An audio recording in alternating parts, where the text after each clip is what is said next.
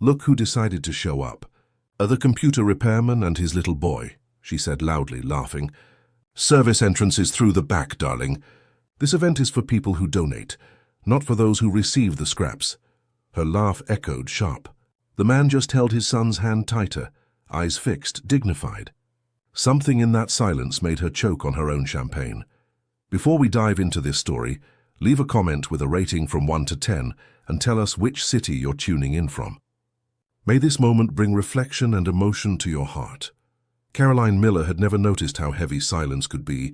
24 hours later, she still tasted the bitter flavor in her mouth, even after 3 brushings and an expensive mint mouthwash. Sitting in the president's office at Miller Tech, she watched the city through the glass wall. New York City stretched at her feet, a carpet of concrete and steel she knew like the back of her hand. She had conquered every inch of that empire with hard work and intelligence. That's what she told herself every morning, as she applied red lipstick to her perfect lips. She repeated it like a mantra, self-made, exclusive dedication. She never mentioned her father's inheritance, the initial multi-million-dollar loan, the political connections that opened doors. Those parts remained hidden beneath the narrative she had constructed. Like dust under a Persian rug, she picked up her phone and slid her finger across the screen, stopping at the photo from the charity event the night before. Calculated exposure. Miller Tech transforms children's futures. The event title had gleamed in golden letters on the main banner. It had been the marketing department's idea, of course. Things like that always paid off in terms of image. But something had gone wrong. Something named Michael Scott. His name was there on the list of staff from the community school that would receive the donated computers, remanufactured actually, but nobody needed to know that detail. Michael Scott, IT technician, 36 years old, single father of Matthew Scott, 8 years old. Someone had made the mistake of including his name among the VIP guests when he should have only been on the list of beneficiaries. Caroline closed her eyes.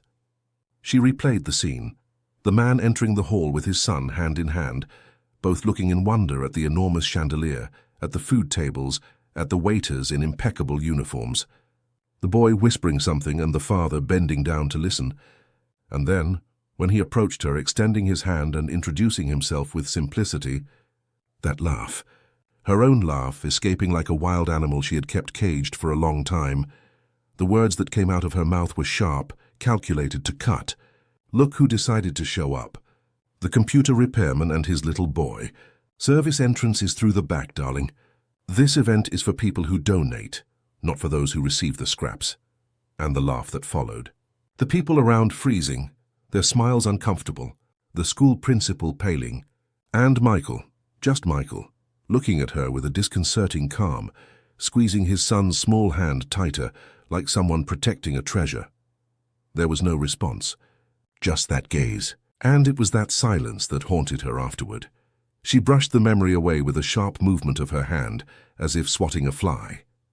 She had meetings, decisions, spreadsheets. There was no time for guilt, not in her vocabulary, but guilt is like a red wine stain on white silk. You can cover it up, but it never completely disappears. Ms. Miller. Her secretary's voice sounded through the intercom. Mr. Anderson is on the line. Caroline took a deep breath, straightened her posture, and returned to being who she always was. The woman who had built a tech empire before she was 35. The woman who didn't make mistakes, didn't falter, didn't feel. The Iron Lady. Put the call through, Martha. During the virtual meeting, she smiled at the right moments, asked the right questions, made the right decisions. But a part of her, a small part she couldn't control, kept replaying the scene from the event. The laugh, the silence, Michael's calm eyes. And within her, an unsettling question began to emerge. Who was this man who hadn't reacted to the humiliation like everyone else? The end of the day arrived like a liberation. Her driver waited for her in the garage with the impeccable black car. Caroline got in without a word beyond the apartment address and dove back into her phone, answering emails, checking quotes, managing her small digital universe. But when she looked up, they weren't on the usual avenue. Peter, this isn't the way. Apologies, ma'am, but there's an accident on Park Avenue. I'm taking a detour. Detours. Caroline hated detours, surprises, unexpected events. She liked straight lines, direct paths, predictability. The car now passed through a neighborhood she barely recognized. Narrower streets, lower buildings, people on the sidewalks. Life happening unfiltered, without Instagram, without Photoshop. She pressed her face against the tinted window, observing. A woman walked with heavy grocery bags. An elderly man strolled with a limping dog. 2 children shared an ice cream outside a bakery. And then, like an apparition, she saw Michael. He was coming out of a small grocery store, carrying a plastic bag in one hand and holding his son's hand with the other. He was laughing at something the boy was saying. A different laugh from hers, open, spontaneous, without malice. "Stop the car," she ordered, surprising herself. The driver looked in the rearview mirror, confused. "Here, Mom?" "Yes, right here." "Wait for me." Caroline got out before she could think better of it. The street air hit her, less filtered than the cars, less perfumed than the offices, real. She walked toward Michael, her high heels making her stand out like a tropical fish in a freshwater aquarium. He saw her when she was a few feet away. His smile froze for an instant, then turned into a polite, neutral expression. "Miss Miller." "Mr. Scott." The silence that followed was like an abyss between them. The boy looked from one to the other, curious. Caroline had never felt so out of place, dressed to command, but not knowing how to start a simple conversation. "Dad, is that the lady from the party?" the boy asked. Michael nodded slightly. "Yes, Matthew. This is Miss Caroline Miller, owner of the company that's donating the computers to the school." Donating. The word sounded like a silent accusation. Remanufactured, almost obsolete computers, for which she would receive a good tax deduction. But the boy didn't know that. He smiled at her with a genuine joy that made something clench in her chest. "Thank you. Now I can do research at school." The simplicity of his gratitude disarmed her. She attempted a smile, then looked at Michael. I'd like to talk to you about the donation project. Can we schedule a time?" Michael's eyes showed surprise, then caution. "Sure, I'm at the school every afternoon from 2 to 6. "Great," Caroline hesitated. "And about yesterday?" "It's not necessary," he interrupted gently. "I have to take Matthew home now. It's almost time for his bath and dinner." There was something profoundly human in that sentence. Bath and dinner. The routine of a single father, caring for a son. No secretaries, no housekeepers, no conveniences. Caroline nodded, suddenly aware of the chasm between their worlds. Until tomorrow, then. She returned to the car with less confident steps than usual. The driver asked no questions, just resumed the route. Caroline looked out the window, watching Michael and Matthew walk away. An unsettling question accompanied her for the rest of the drive. What was she doing? Why did that man and his silence disturb her so much? That night in her penthouse apartment with panoramic city views, Caroline couldn't stop thinking. She poured herself a glass of expensive wine, then another. She tried to work, but the spreadsheet seemed distant, irrelevant. Finally, well past midnight, she sent a message to her assistant. "Research everything about Michael Scott, IT technician at Northwood Community Elementary. I want the full report by tomorrow morning." She slept poorly. She dreamed of laughter echoing in empty halls, haunting her like ghosts. The morning brought the report as requested. Michael Scott, 36 years old, graduated with a degree in electrical engineering from Harvard, with a specialization in systems. Current job, IT technician in the public school system. Before that, he had worked at a large tech company where he held a management position. He resigned 5 years ago, when his wife passed away in an accident, leaving him alone with their 3-year-old son. Caroline stopped reading. She looked out the window at the city beginning to wake up. A commonplace story like so many others. People losing people, changing paths, surviving. Why did this one bother her so much? She finished reading the report with a bitter taste in her mouth. The man she had humiliated was not a simple technician. He was a degreed engineer, a former executive who had chosen another path. A man who, instead of climbing the mountain of corporate success, had decided to descend into the valley of simplicity. Why? At 2 in the afternoon, Caroline parked her car in front of Northwood Community Elementary, a simple building, without the luxury of private institutions, but clean and well-maintained. She hesitated before getting out. She was out of place there, in her designer suit and Italian heels. She thought about leaving. But something, guilt, curiosity, or perhaps just the echo of that laugh she couldn't forget, made her step out. The receptionist looked at her with surprise when she introduced herself. The principal was called immediately. There was a small stir, and Caroline found herself guided through the hallways like an unexpected celebrity. She smiled politely, but her eyes were looking for only one person. "Mr. Scott is in the computer lab," the principal said, smiling. "Would you like me to accompany you?" "It's not necessary. I know the way." It was a lie, of course, but she didn't want official company. She wanted to see the man in his environment, without the protection of formality. She found the room by following the sound of children's voices, an open door at the end of a hallway, from which an animated buzz came. She stopped at the threshold, observing. The room was modest, with old computers arranged in rows. Children clustered in small groups around the machines. And in the center, sitting on the floor, Michael Scott was fixing something with makeshift tools. "There, now it'll work," he said, connecting two wires. "Shall we test it?" A chorus of enthusiastic yeses responded. Michael turned on the machine, and to Caroline's surprise, it wasn't a computer, but a small robot made of scrap metal. The object moved, flashing colored lights, and the children erupted in applause. "Michael is magic, Miss Miller," a girl said, noticing Caroline's presence at the door. "He makes old things work again." Michael looked up. Surprise quickly crossed his face, followed by that same serene expression that so intrigued her. "Miss Miller, I didn't expect to see you here so soon." Caroline felt the weight of all the children's gazes.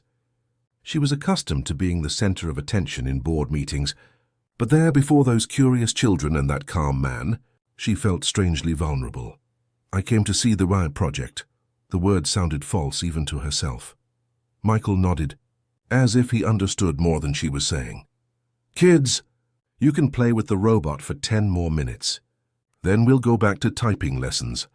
The children dispersed, excited with the new toy. Michael stood up, wiping his hands on a cloth.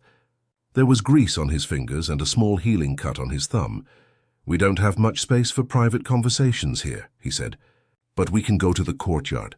It's empty at this hour." Caroline followed him, aware of the contrast they formed. She in her executive suit, he in simple jeans and a button-down shirt worn at the elbows.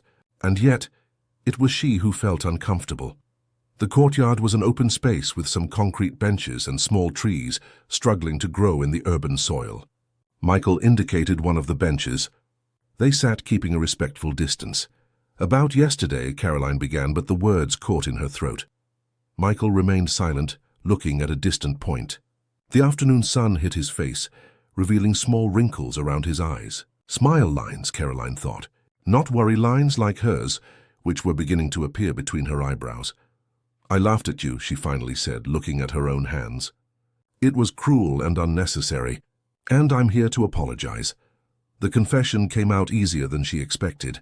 Michael turned to her, his brown eyes studying her face like someone reading a complicated book. "Why are you really here, Miss Miller?" The question took her by surprise. It was too direct, too sincere. "I already said. To apologize, and after apologizing. Your conscience would be clear and you could go back to your life?" There was something challenging in those words, but not aggressive. It was as if he was genuinely curious. I don't know." It was the first time in years she had admitted not knowing something. Michael smiled faintly. "Do you know why I didn't respond to your provocation yesterday?" Caroline shook her head negatively. "Because my son was watching, and everything we do in front of our children becomes a lesson." He paused. "If I had retaliated, I would have been teaching him that words can hurt. And if there's one thing I don't want my son to learn, it's how to hurt people." The simplicity of the answer hit her like a punch to the gut. There was no philosophical elaboration, just a raw, sincere truth. Their father protecting his son's moral integrity, even at the cost of his own dignity. "Your son is lucky," was all she could manage to say. "It's not luck. It's a choice. Every day I choose the man I want to be for him." Caroline felt something strange in her chest, a contraction, a tightness. How could this man with so little seem so complete?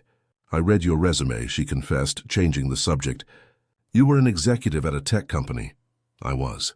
"Why did you quit?" Michael looked at the sky as if the answer was there among sparse clouds. "I didn't quit. I chose something else. After your wife, After Anne died, he finished, without drama in his voice, just acceptance, I realized I had built a life around things that didn't really matter. Money, status, promotions, none of that comforted me when I lost the person I loved. None of that helped my son smile again. Caroline swallowed hard. And what helped? Time, simplicity, discovering that we could be happy with less as long as we were together. Discovering that by fixing broken things, I somehow fixed myself. The bell rang inside the school, signaling recess. Soon the courtyard would be invaded by noisy children. I have to go back. The children have computer class in 10 minutes. Of course. Caroline stood up, strangely reluctant to end the conversation. About the donated computers, sir.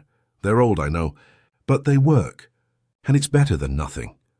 There was no accusation in his voice, just a statement of fact. Caroline felt her cheeks burn. We could do better, she said, surprising herself. How? Daddy, I don't know yet. But I'll come back tomorrow with a proposal. Michael studied her for a moment, then nodded. Until tomorrow, then. Caroline left the school with slower steps than usual, deep in thought. Something had changed within her, like a small stone that rolls and triggers a silent avalanche. In the car, instead of checking emails, she looked out the window, seeing the city with new eyes. How long had it been since she had truly observed the world around her? How long had it been since she questioned the path she was so sure of? Where to, ma'am? The driver asked. Caroline hesitated, then gave an address that was neither her office nor her apartment. To the company's donation center. I want to see the computers we have available. In the Miller Tech warehouse, Caroline walked among rows of discarded equipment.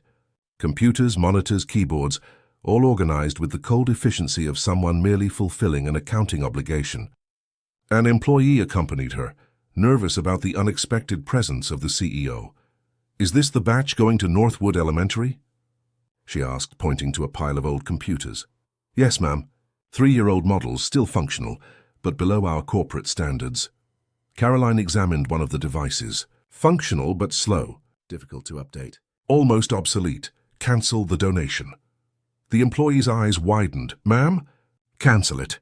We're going to do things differently. She looked around, thoughtful. I want a list of all current equipment we have in stock, including those reserved for corporate clients. But, ma'am, those are— Do as I say, she interrupted, with the firmness of someone who accepts no questions. Anne called George from the development department. I want to speak with him now. 2 hours later, Caroline left the warehouse with a plan. It wasn't a perfect plan, and it would certainly cause a stir in the finance department. But for the first time in a long time, she felt she was doing something that truly mattered. The next day she returned to the school. This time she didn't worry about her clothes or the impression she would make. She wore jeans, a simple shirt, and sneakers. Her hair tied back in an uncomplicated ponytail. She wanted to see everything up close, understand more, feel more. She found Michael in the computer lab, teaching children how to use basic programs on computers that were struggling along. She observed from afar without interrupting. His patience, the way he explained complex concepts in simple words, the way he listened to every question with full attention, there was none of the rush in him that characterized all her interactions. When the class ended and the children left, she entered. Michael was organizing materials, putting away cables, arranging keyboards. I brought a proposal, Caroline said without preamble. Michael turned, momentary surprise in his eyes, quickly giving way to curiosity. I'm listening. Caroline took a deep breath. 15 new computers. Not remanufactured, actually new. From the line we just launched, with a 5-year warranty and technical support. Also a high-speed Wi-Fi network for the entire school. Michael remained silent, processing the information. That's generous. But why? Because we can. Because we should. And what does Miller Tech gain from this? The question was fair. In her world, nothing was done without calculating the return. Marketing, of course. We'll announce the project, take photos, show how socially responsible we are. She paused. But honestly, that doesn't matter to me right now. What matters then? Caroline looked at the old computers, at the peeling paint on the room's walls, at the makeshift whiteboard. Making a difference. A real difference, not just for a photo op. Michael observed her for a long moment. You've changed since yesterday. No, I'm just— Waking up. She hesitated. There's one more thing. What? I want your help. A pilot project. A tech incubator here at the school. To teach programming, robotics, app development. Something that can be replicated in other public schools later. Michael's eyes sparkled for an instant, revealing the engineer behind the modest technician. Why me? Because you're qualified. Because you care. She smiled faintly. And because I need to learn some things that you already know. Like what? How to build things that matter. Something shifted in his gaze. An invisible barrier that began to dissolve. Come, he said, gesturing for her to follow him. I want to show you something. Michael led her to a small room at the back of the school, a sort of makeshift storage room turned workshop. There were computer parts everywhere, tools, circuit boards, and in the center a strange invention, half machine, half sculpture. What is this? An alternative energy system. Uses sunlight and movement to generate electricity. He connected a wire and small lights lit up. It's not much, but it already saves almost 30% of the school's electricity bill. Caroline approached, fascinated. There was ingenuity there, creativity born of necessity. You built this yourself? With the help of some students, he smiled. Matthew designed the outer structure. It's incredible. It's the beginning of something. Michael looked at his creation with a mix of pride and humility. I imagine I could do a lot more with proper resources. That's what I want to offer, resources, support, a chance to expand this. Under one condition, Michael said, suddenly serious. What? That it's not charity. That it's a partnership. Caroline extended her hand. Partnership, then. They shook hands, and something silent was sealed in that gesture. It wasn't forgiveness yet, but it was a beginning. A mutual recognition of value. In the following weeks, Caroline spent more time at the school than in her own office. The 15 new computers arrived and were installed. The Wi-Fi network was activated. Engineers from Millionaire came to help Michael expand his alternative energy system. Children began to learn basic programming in after-school workshops. But the most important thing happened inside Caroline. Something was changing, thawing, as if a part of her, dormant for years of cold ambition, was slowly beginning to wake up. One day, while watching Michael teach a group of students to assemble small robots from recycled parts, Caroline realized she was smiling. Not the calculated smile she used in meetings and events, but something spontaneous, genuine. The girl next to her tugged her sleeve. Ms. Miller, can you help me make my robot walk? 5 weeks earlier, Caroline would have pulled away, uncomfortable with the proximity, with the simplicity of the request. But now she knelt beside the child and, even without knowing exactly what to do, said, let's try together. 10 minutes later, frustrated with her own inability, she called Michael. I need help. I don't know how to make this work. He approached, sitting beside them on the floor. Caroline Miller, CEO of Miller Tech, sitting on the floor of a public classroom, with grease on her hands and disheveled hair. First, you need to understand how it works, Michael explained, picking up the small robot. Before you fix it, you have to understand it. The lesson was simple but profound. Caroline nodded, watching attentively as he showed her how to connect the wires, how to adjust the motor, how to calibrate the sensor. Now you try. Their hands touched briefly when he passed the robot to her. An accidental touch, but one that sent a strange current up her arm. She ignored the sensation, concentrating on the task. Following his instructions, she connected the wires, adjusted the motor, and, to her surprise, the little robot began to move. The girl clapped enthusiastic, and Caroline felt a disproportionate pride for something so small.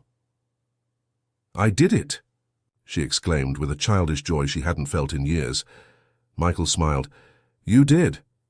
Later, in the late afternoon, after the children had left, Caroline and Michael sat in the courtyard again.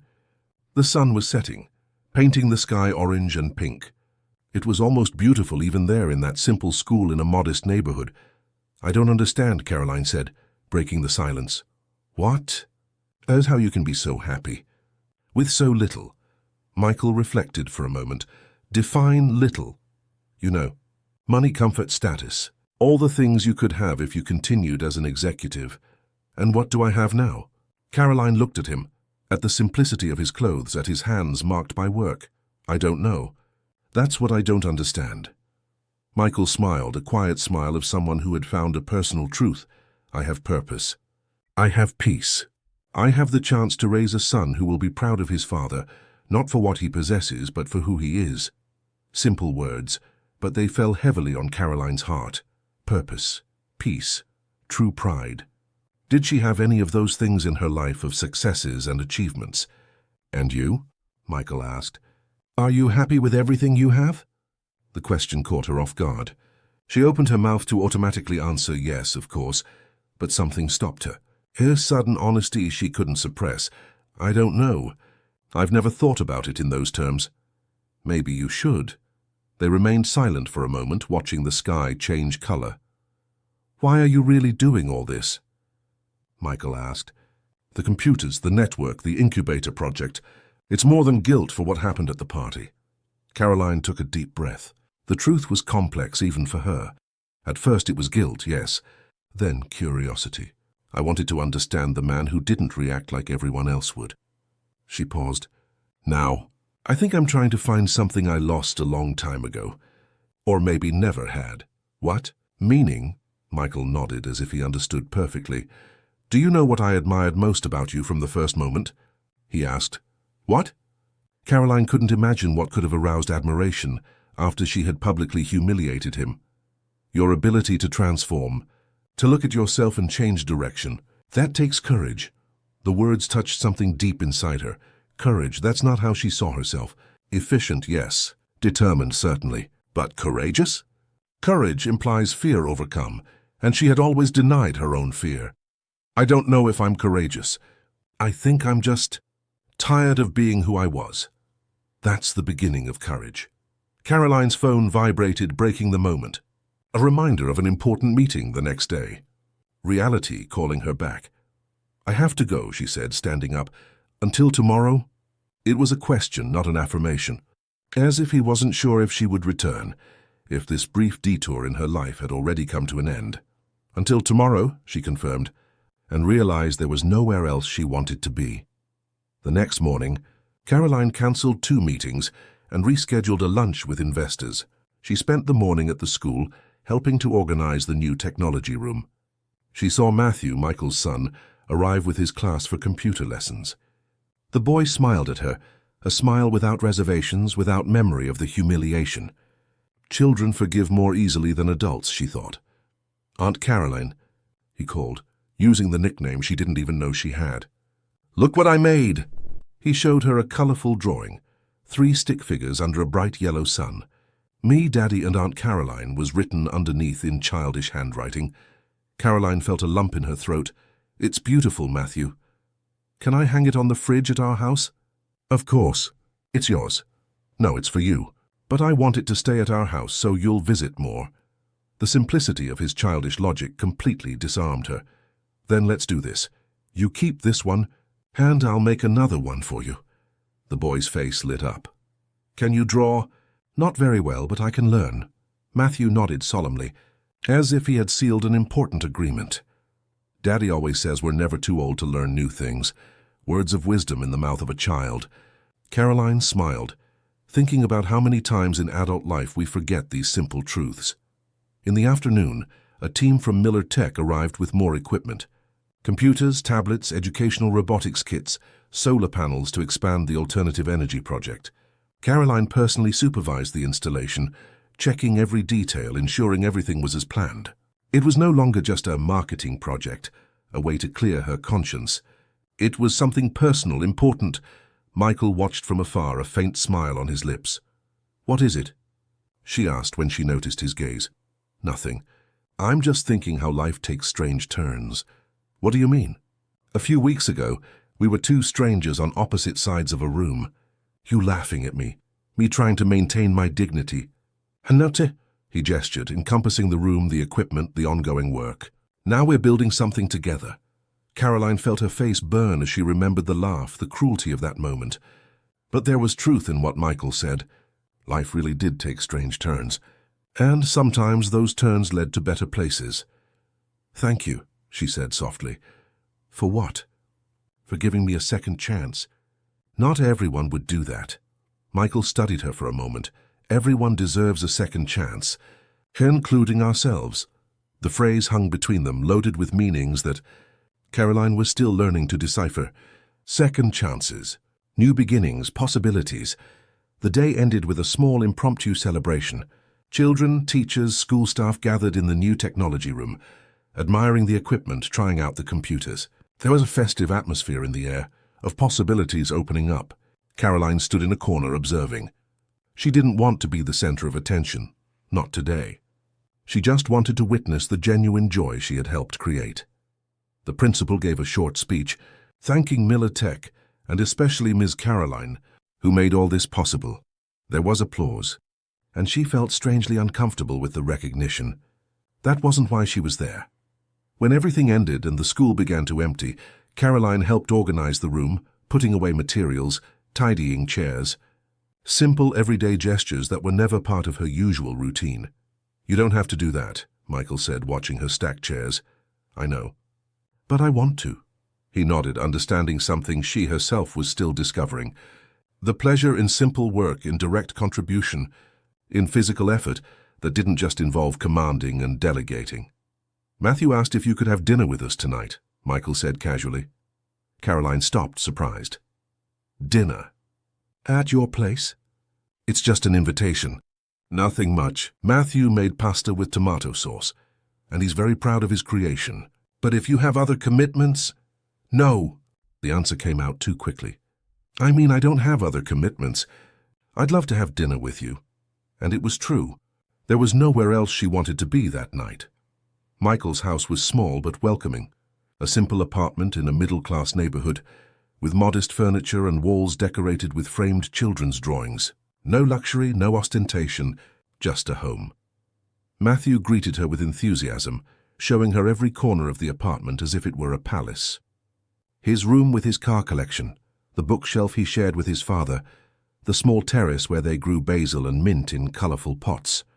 "And this is the kitchen," he announced proudly, pointing to the small but well-organized room, "where I made the special pasta." Caroline smiled, playing along. "I can't wait to try it." Michael watched the interaction with a quiet smile. There was something in his eyes that Caroline couldn't quite decipher. Gratitude, surprise, something else.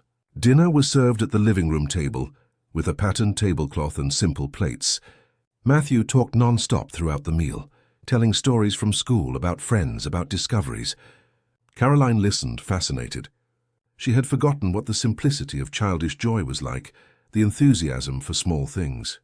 "Are you enjoying the pasta, Aunt Caroline?" Matthew asked, watching her intently. "It's delicious," she replied sincerely. And it truly was. Not because of culinary sophistication, but because of the affection with which it was prepared. "Daddy helped me with the stove, but I put in the salt and stirred the sauce." "You're quite the chef." The boy smiled, proud, and returned to eating with enthusiasm. Caroline observed father and son interacting, the naturalness of their relationship, the mutual respect evident in small gestures. There was a lesson there, something she had never learned at Harvard or in corporate corridors. After dinner, while Matthew brushed his teeth and got ready for bed, Caroline and Michael sat on the small terrace. The night was clear, a few stars visible despite the city's light pollution. A different setting from the panoramic view of her penthouse, but strangely more intimate. "Your son is amazing," she said, breaking the silence. "He's the best part of me." Michael smiled. "And of his mother, too. Do you still miss her?" The question escaped before she could contain it. Michael looked at the sky, every day, but differently now. "At first it was a pain that almost stopped me from breathing. Now it's a gentle presence, a memory that doesn't hurt so much." "How did you manage to move on, raise a son alone, rebuild a life?" It was too personal a question, perhaps, but Caroline needed to know. She needed to understand that quiet strength she saw in him. "One day at a time," Michael looked her in the eyes. "I learned that life isn't about what we lose or what we gain. It's about what we do with what we have in the time we're given." Simple words, but they resonated within her like a bell. "Do you know what I miss most about her?" Michael continued, his gaze distant. Her laughter. Anne had a laugh that lit up the room. Genuine, without malice. Caroline felt her stomach sink. The laugh. Her own laugh in that ballroom. So different from what Michael described. A laugh that hurt, that diminished. "I'm so sorry about that day," she murmured. About my laugh. It's in the past, but it happened, and it shows who I was. Who in part I still am. Michael looked at her for a long time. Do you know what the beauty of life is, Caroline? We can change. Every minute, every hour, every day, we can choose to be different, better. Is it really that simple? Simple doesn't mean easy, he smiled. But yes, deep down it's as simple as deciding. At that moment, Matthew appeared at the terrace door, already in his pajamas, his hair damp from his bath. Daddy, I've brushed my teeth and washed my face. Can I have my story now? Michael smiled. Of course, champ. I'll be right there. Can Aunt Caroline tell the story tonight? The boy asked, looking hopefully at Caroline. She froze for an instant. She had never told a story to a child before. She didn't know if she would be able to. I don't know many children's stories. No problem, Matthew exclaimed. You can invent one. Michael intervened gently. Matthew, Aunt Caroline might be tired and... I'll tell it, Caroline said, surprising herself. Let's go. The boy's eyes sparkled and he ran to his room. Caroline followed him, feeling a mixture of nervousness and a strange happiness. Michael came behind, observing with curiosity. Matthew was already in bed, snuggled under a blanket printed with planets and stars. A small moon-shaped nightlight cast a soft glow across the room, creating a cozy atmosphere. What do you want to hear a story about? Caroline asked, sitting on the edge of the bed. About robots, the boy replied without hesitation. Caroline smiled. Of course, robots. She should have guessed. All right. Let's see. She took a deep breath, searching for inspiration. And then, to her own surprise, the words began to flow. A story about a little robot who felt different from all the others because he had a heart. As she narrated, she saw Matthew engrossed in the story, his eyes wide, absorbing every word. Michael leaned against the doorframe, watching with a quiet smile, and something strange happened inside her, a sense of peace, of belonging that she had never experienced before. When she finished, Matthew's eyes were heavy with sleep. I really liked it, Aunt Caroline, he murmured, yawning. The robot was just like my dad, different but special. Caroline swallowed hard, touched by the child's innocent association. Your dad really is very special. You're special too, the boy said, almost asleep. Different but nice. She leaned in and in an instinctive gesture kissed the boy's forehead. Good night, Matthew. Good night, Aunt Caroline. Will you come back tomorrow? The question, asked in the innocence of approaching sleep, caught her off guard. She looked at Michael, who just watched in silence. If your dad doesn't mind. Daddy likes it when you come. He smiles more. And with that disconcerting revelation, the boy fell asleep. Caroline rose gently, avoiding looking at Michael. They left the room in silence, closing the door carefully. Back on the terrace, the silence between them carried a new weight. You tell stories very well, Michael said finally. It was my first time. Really? I've never had children, nieces, nephews, or any kids around, Michael nodded, understanding the emptiness she hadn't explicitly stated. You're good with Matthew. He's easy to love. The word escaped without her realizing. Love. A word she rarely used, especially with such naturalness. Yes, he is, Michael agreed, looking at her in a way that made her heart race. Caroline... It's late, she interrupted, suddenly aware of how much she had revealed that night. I need to go. Michael didn't insist. He just nodded, respecting the boundary she had just set. Thank you for dinner. And for everything. Come back whenever you want. The door will always be open. Simple words, but they meant a lot. An offer of friendship, of acceptance. Perhaps something more that neither of them was ready to name. Caroline returned home that night with a full mind and a confused heart. Her luxurious apartment seemed strangely empty, impersonal. She walked through the open space, observing the designer furniture, the expensive works of art on the walls, the objects collected on trips around the world. Everything suddenly seemed purposeless, lifeless. She sat on the sofa, looking at the illuminated city through the glass wall. New York City at her feet, as always. But something had changed. She had changed. Or perhaps she was just beginning to change. She picked up her phone and opened her schedule for the next day. Meetings, presentations, lunch with clients, dinner with investors. The usual routine. She looked for a long moment, then began to make changes. She cancelled dinner, rescheduled 2 meetings. Opened up space. In her afternoon for what? She wasn't sure. But for the first time in a long time, she wanted open possibilities. Room for the unexpected. The next morning, Caroline arrived at the office earlier than usual. There were decisions to make, plans to adjust. She called her executive team for an emergency meeting. "I want to expand the Northwood Community Elementary project," she announced without preamble. Not just equipment, but a complete program. A technology incubator, teacher training, scholarships for outstanding students. There was a moment of surprised silence, followed by questions about costs, feasibility, return on investment. The questions she herself would have asked a week ago. The cost will be significant, yes. The return will not be immediate or easily measurable. But it's the right thing to do. Caroline, her CFO, said, using her first name instead of the usual Ms. Miller, a sign that the conversation had moved beyond corporate protocol. "This seems more like a personal project than a strategic decision." Perhaps it is. So what? So what if the shareholders might question it? Caroline smiled, a different smile than usual, softer but strangely stronger. Let them question it. I'll answer with results. Not just financial, but human. The meeting ended with her team still confused but resigned. Caroline Miller rarely changed her mind once she made a decision. In the afternoon, she returned to the school. She found Michael in his makeshift workshop, working on an expansion of the alternative energy system. Diagrams were spread across the floor. Tools, electronic parts. "I need your help," she said without formal greetings.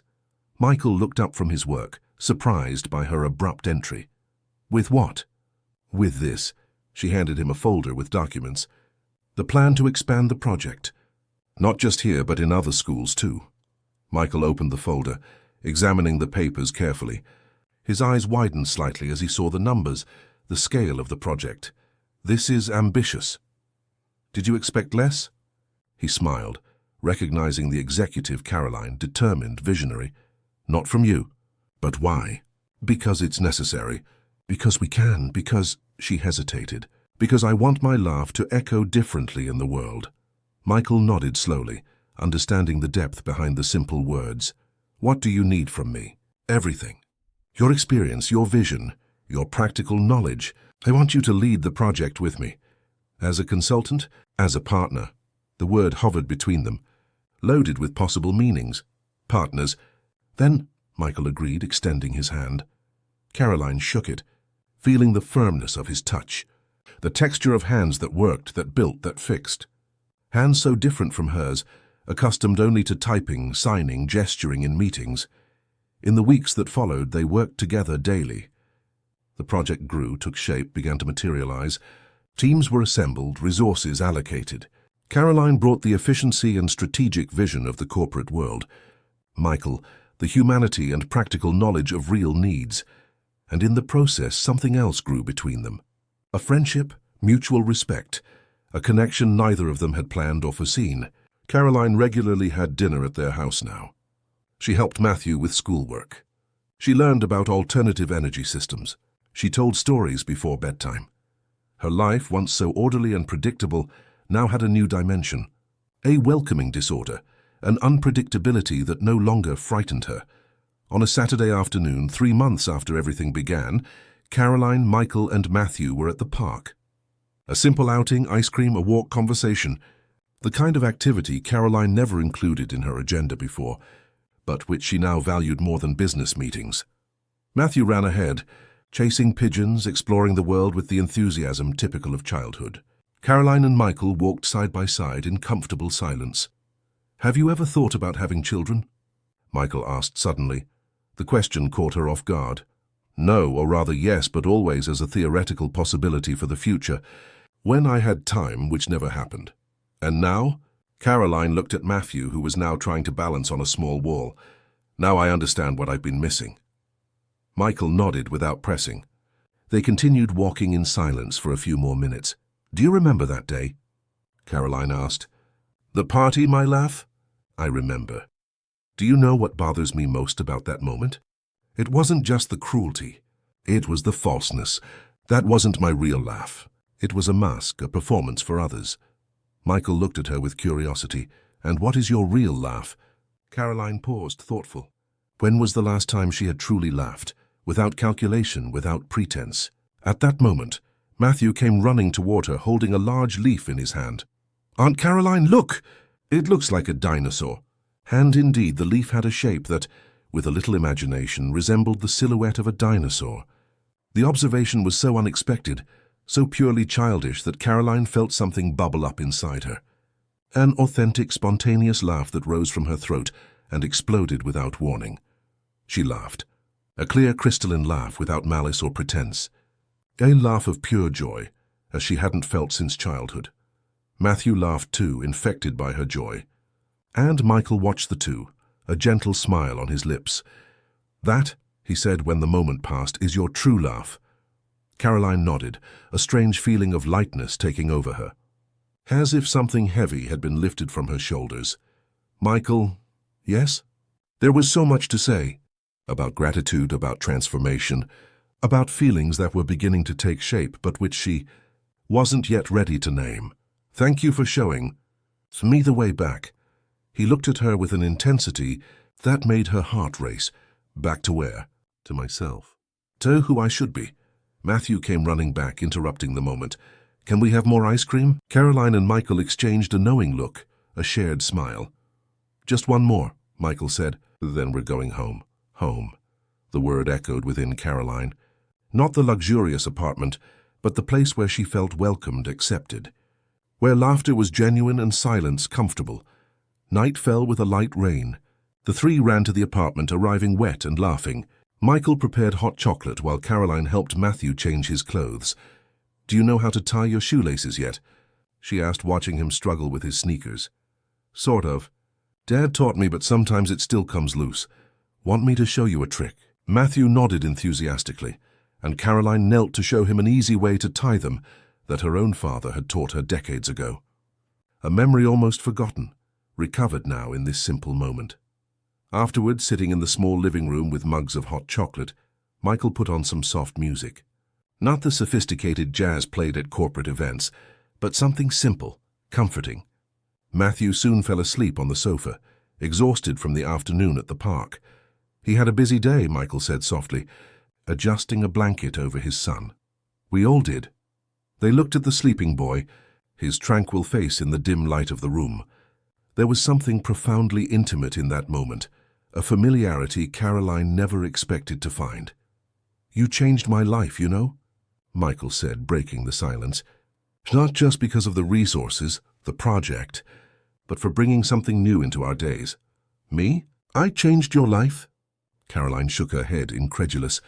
"You changed mine, completely." "How?" "By showing me there was more to life than what I built. That I could be more than—" She hesitated. "Than what?" "Than that laugh in the ballroom." Michael reached out, lightly touching her hand. "That laugh wasn't you. Just a moment, a mask. But it could have been. I could have become that person forever. But you didn't." Their fingers intertwined, a simple yet deeply meaningful gesture. "You chose another path." Caroline looked at their clasped hands, at the sleeping boy, at the simple room illuminated by the soft light. She felt something expand within her chest, a quiet certainty taking shape. "I chose. And I keep choosing." What she didn't say, but what both felt, was that her choice wasn't just about projects or donations. It was about connection, about belonging, about a future neither of them had predicted, but which now unfolded as a luminous possibility. 6 months after the event where everything began, Northwood Community Elementary was transformed. The Technology Incubator Project was in full swing, with students developing innovative projects under the guidance of professionals. Michael's alternative energy system had been expanded and now powered the entire school, generating savings and serving as an example for other institutions. Caroline had also changed. She hadn't abandoned her career or her company, but she had reoriented priorities. She worked fewer hours, delegated more, focused on what truly mattered. And 3 times a week, without fail, she had dinner with Michael and Matthew. On a Sunday afternoon, the three were in the apartment kitchen. Matthew was learning to bake a cake, scattering flour everywhere. Michael guided him patiently, while Caroline tried to maintain some order in the chaos. "No, Matthew, it's 1 cup of sugar, not 2. She exclaimed, laughing as she tried to save the recipe. but sweet is good. The boy protested, his cheek stained with flour. Sometimes more isn't always better, Michael replied, exchanging a meaningful look with Caroline. Sometimes less, simpler is much better, she thought, understanding the subtext. That night, after Matthew fell asleep, Caroline and Michael sat on the terrace. The sky was clear, a few stars visible. Their hands met naturally, as happened more and more frequently now. I have something to show you, Michael said, getting up to retrieve something from inside the apartment. He returned with a small wooden box worn by time. He sat down again and opened it. Inside were several miniatures made from recycled electronic parts, a small robot, a flower, a car. Did you make these? Caroline asked, admiring the delicate work. Yes, it's an old hobby. He picked up the metal flower. I made this one yesterday. He handed it to Caroline. It was small but intricate, with petals made of flexible circuits and a center that glowed softly with a tiny LED. It's beautiful. She examined it, touched by the unexpected gift. Michael, Wait. He took the flower back and turned it over, revealing a small hidden compartment in the base. Open it. Caroline obeyed, curious. Inside was a folded note. She opened it carefully and read the words written in clear handwriting. To Caroline, who transformed laughter into love. She looked up, meeting his eyes. No more words were needed. At that moment, under the timid city stars, the silence said everything that needed to be said. 2 years passed. The Technology Incubator project was now present in 10 community schools, transforming the education of thousands of children. Michael coordinated the program, using his engineering experience and his passion for teaching.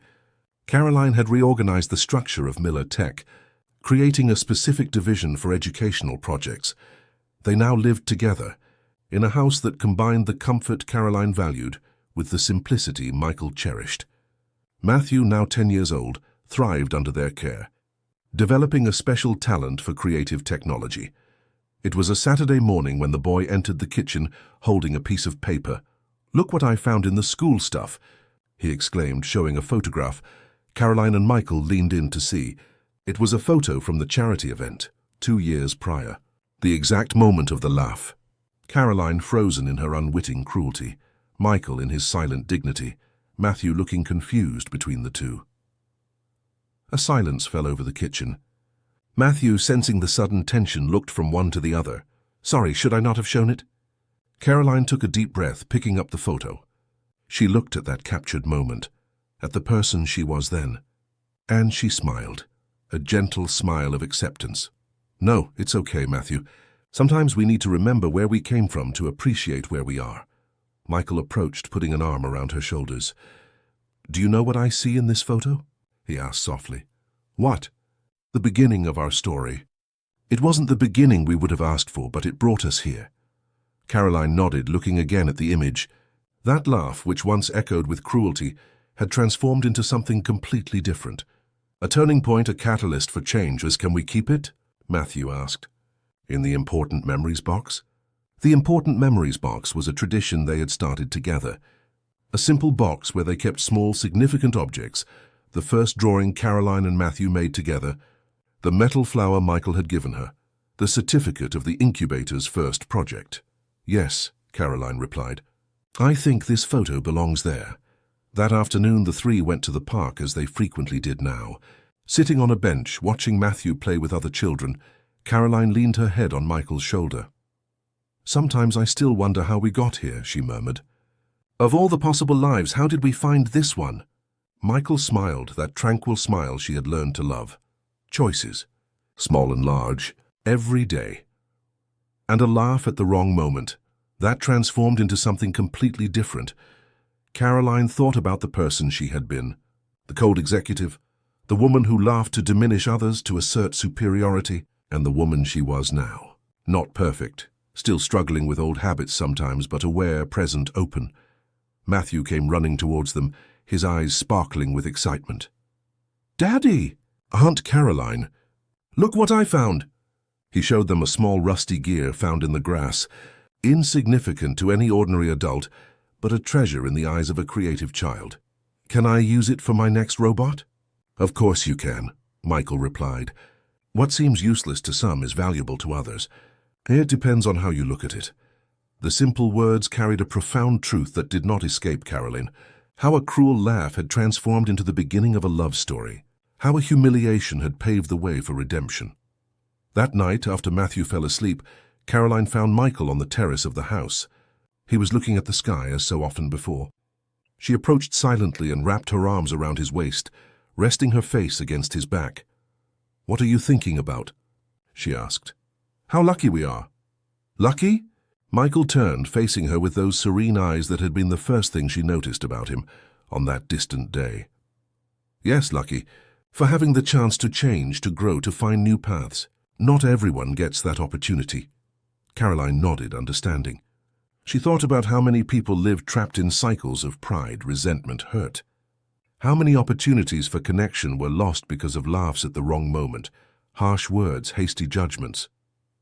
"Do you know what impresses me most about you?" Michael asked, gently touching her face. "What?" "Your capacity for transformation, to look at yourself with honesty and change what isn't right.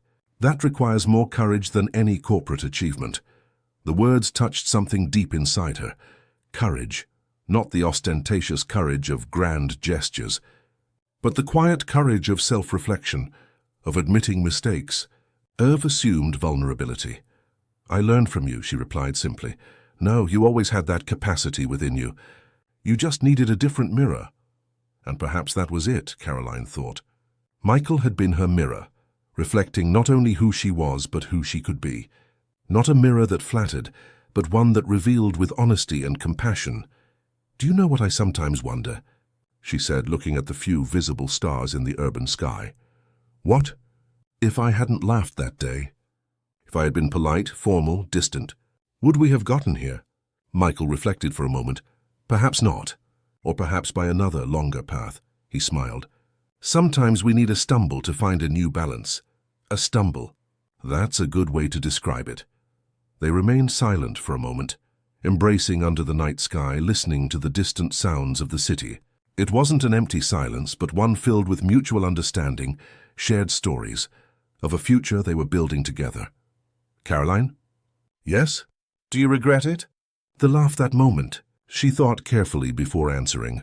"I'm not proud of it, but I don't regret it. Not anymore, because it brought us here." Michael nodded, understanding the complex truth in her words. How something painful could be the beginning of something beautiful. How a moment of cruelty could be the catalyst for a profound transformation. "And here," he said softly, "is a good place to be." Caroline looked at the simple but welcoming house, at the room where Matthew slept, at the man whose silence had taught her more than 1,000 words. And she smiled. The best place. That night, before falling asleep, Caroline thought again about the photograph, about the laugh that echoed through the ballroom, crossing lives, changing destinies. A laugh that, paradoxically, taught her to truly laugh again, to laugh with joy, with gratitude, with love. The echo of that old laugh had transformed into something completely different. No longer a sound of division and humiliation, but the beginning of a journey of unity and growth. A dissonant note that, against all odds, gave rise to a beautiful melody. And as she fell asleep in Michael's arms, Caroline felt a deep gratitude for that moment of imperfection that, ironically, had led her to a more authentic and fulfilling life than she had ever imagined possible. The final shot is the light on the faces of the three, blending different glows, hers finally human, his finally recognized, and the child's pure. The world outside remains the same, but inside that small house something essential was repaired. The camera slowly pulls back. On the floor, the shadow of the wires draws a crooked heart, imperfect but whole. Perhaps true genius is one who transforms offense into learning. And perhaps true wealth is simply recognizing the other before it's too late. If this story touched your heart, like, comment, and subscribe. Stories like this deserve to be remembered.